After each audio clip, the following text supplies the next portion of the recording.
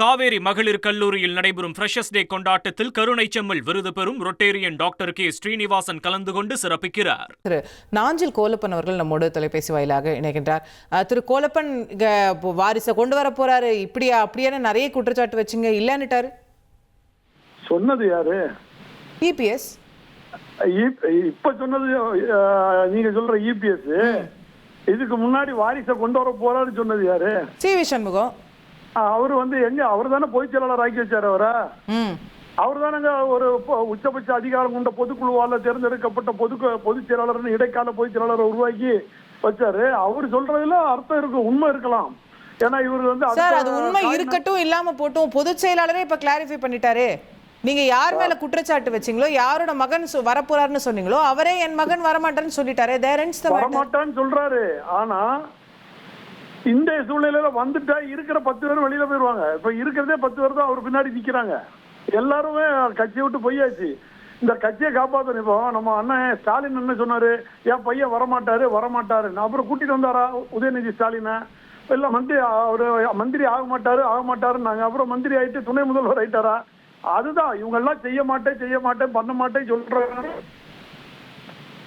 அதனால இப்போ ஒண்ணும் இல்லம்மா, அதாவது இவங்க வாரிசை கூட்டிட்டு வராங்க அங்கிறதெல்லாம் புரட்சி தலைவி அம்மா காலத்துக்கு பிறகு எல்லாமே நடந்துட்டு. இப்ப அண்ணன் ஓபிஎஸ் அவங்க பையனை கூட்டிட்டு வந்தாரு, எம்பி ஆக்கி விட்டாரு. அவர் ஜெயக்குமார் அவங்க பையனை வச்சுக்கிட்டாரு. அதனால அவங்க குடும்ப வாரிசுகள் எல்லாம் ஒவ்வொன்றும் 2ஆம் கட்ட நிலவில வந்துட்டு தான் இருக்கிறாங்க. சார் வரட்டும், அதை வரதை பத்தி நான் தவறா சொல்ல மாட்டேன். ஆனா கட்சியை பலப்படுத்துங்க. நீங்க யார வேணாலும் கூட்டிட்டு வாங்க, இளைஞர்களை கூட்டிட்டு வரணும் நீங்க ஆசைப்படுறீங்க, அதுக்கு அவங்க பையனால ஒண்ணுக்கு கொண்டு வரீங்கன்னா கூட கட்சியை பலப்படுத்துங்க. கட்சியில இருந்து நீங்க விலகுனாதான் இந்த கட்சி ஒரு முன்னேற்றமான சூழ்நிலைக்கு போகுங்கிறது இன்னைக்கு மக்களுடைய எண்ணங்கள். எடப்பாடி பழனிசாமி இந்த கட்சியை அழிக்கிறாரு, மறைமுகமா திமுகவோட தொடர்பு வச்சுட்டு இருக்காரு. இவருடைய வழக்குக்காக ஒரு போர்வையாக தான் அண்ணா திமுக பயன்படுத்துறாருங்கிறது குற்றச்சாட்டு தமிழ்நாட்டில் இருக்கு. அதனால உங்களை இன்னைக்கு தமிழ்நாட்டு மக்கள் புறங்கணிச்சு 3ஆவது இடத்துக்கு தள்ளிட்டாங்க. நீங்க உங்க பையனை இப்போ நானே கேட்கிறேனுமா, உங்க பையன் தலைமை கழக ஆபீஸு போலியா?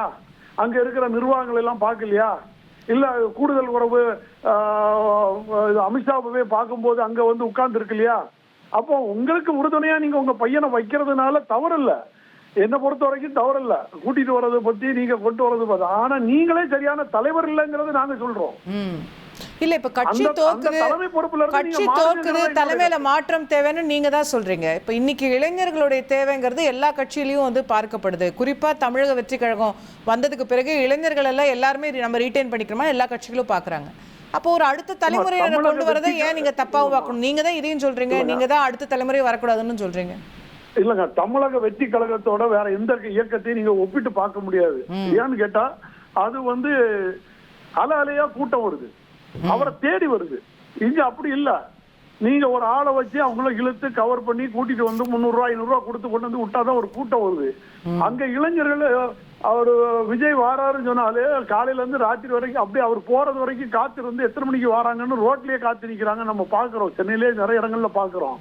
இது போல நீங்க போறீங்க வர்றீங்கன்னா கூட கையெடுத்து கும்பிட கூட உங்கள்ட்ட ஆள் இல்ல. உங்க பையனை கொண்டு வாங்க, நான் கொண்டு வராம இருக்கேன். ஆனா தலைமை நீங்க சரியில்லை, நீங்க அதுல இருந்து மாறணுங்கிறதா எல்லா அதிமுக தொண்டனுடைய குறிக்கோள். அதுக்கு நீங்க முதல்ல வாங்க, நீங்க பையனை கொண்டு வாங்க, கொண்டு வராம போங்க, அதெல்லாம் 2வது கட்ட வேலை. அதனால தலைமை அதிமுகவோட தலைமைக்கு உகந்தவர் நீங்க அல்ல. உங்களால கட்சி பாதிக்கப்படுது. நீங்க எப்ப திமுக கூட ரகசிய கூட்டணி வச்சு முதல்வர் ஆகணும்னு நினைச்சிட்டீங்களோ, பட்டி தொட்டி கிராமங்கள் எல்லாம் எடப்பாடி பழனிசாமியோட முகத்திர கிழிக்கப்பட்டுட்டு, அதுபோல எடப்பாடிக்கே பொதுச் செயலாளருக்கு அங்கீகாரத்துக்கு அந்தஸ்து இல்லாத சூழ்நிலை வரும்போது அவங்க பையன் வந்தா என்ன, வராம போனா நமக்கு என்ன? அதுதான் எங்களுடைய பார்வை. இது நாங்க மட்டும் பார்க்கல. இது நீங்க உங்க பையனை பில்டப் பண்ணி கூட்டிட்டு வரங்களா இருக்கலாம். இல்ல அண்ணன் செங்கோட்டையன் சொன்ன மாதிரி 50 லட்சம் கோடிய சம்பாதிச்சு வச்சிருக்காருன்னு அண்ணன் செங்கோட்டையன் அண்ணன் பரப்புரையில சொன்னாரு. அதெல்லாம் எப்படி கொண்டு வர போறாங்க அவர் பையன்? ஆனா என்னமா புரிஞ்சுக்கிட்டேன் சார். தேங்க்யூ. நன்றி, உங்களுடைய பார்வைகளை விரிவாக பதிவு செய்ததற்கு நன்றி. காவேரி மகளிர் கல்லூரியில் நடைபெறும் ஃப்ரெஷர்ஸ் டே கொண்டாட்டத்தில் கருணை செம்மல் விருது பெறும் ரொட்டேரியன் டாக்டர் கே ஸ்ரீனிவாசன் கலந்து கொண்டு சிறப்பிக்கிறார்.